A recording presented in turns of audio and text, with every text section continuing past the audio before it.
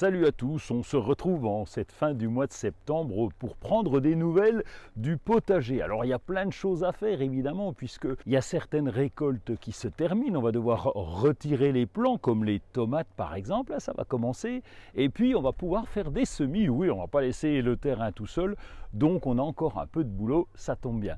Côté météo, on attend encore de la pluie. Bah oui, on en a manqué cet été. Alors si on en a beaucoup, on sera content. Vous savez qu'il y a un dicton qui dit « Mois de septembre pluvieux en fructueux ». Ça veut dire que s'il pleut en septembre, on aura des récoltes par millions ou presque. Au mois d'août, en pleine canicule, on s'est mis à planter des haricots. Ben oui, il y avait de la place. On s'est dit, on ne sait jamais si l'arrière-saison est belle, eh bien, ça va peut-être pousser. Et bien, c'est le cas. Les haricots sont bien là. On va faire la première récolte.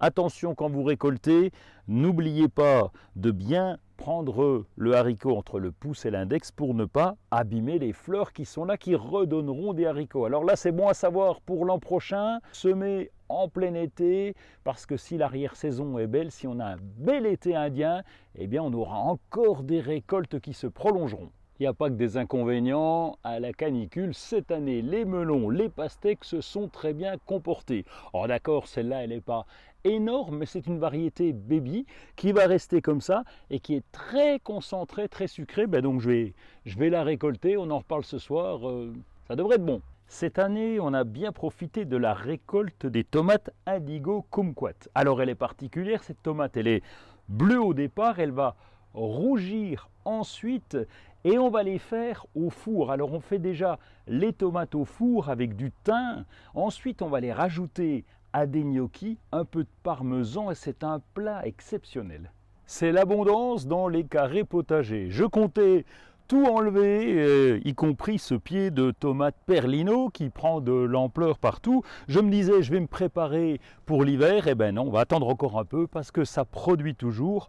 La bourrache est belle, le basilic est encore bien et puis j'attends des nouvelles de mes petits piments. Donc tout va bien, on va laisser se prolonger l'été dans les carrés potagers. Ah ben dans le sud, ils ont déjà fini les vendanges, mais nous sommes dans les Vosges et là, le raisin n'est pas encore prêt. On a planté la variété Aladin qui fait des belles grappes noires avec des petits fruits bien juteux, bien sucrés. Et cette variété, eh bien, elle fait des grappes assez longues, elle est résistante aux maladies, mais on va encore attendre un petit peu, on va en récolter, allez, mais c'est que le début. Il reste encore quelques jours pendant le mois de septembre pour profiter de son potager. Après, vous allez me dire, c'est le mois d'octobre, c'est encore mieux parce qu'on va planter l'ail, l'oignon, l'échalote pour certains, on va planter des aromatiques, il y a encore plein de choses à faire. Et puis, ça va récolter à tout va.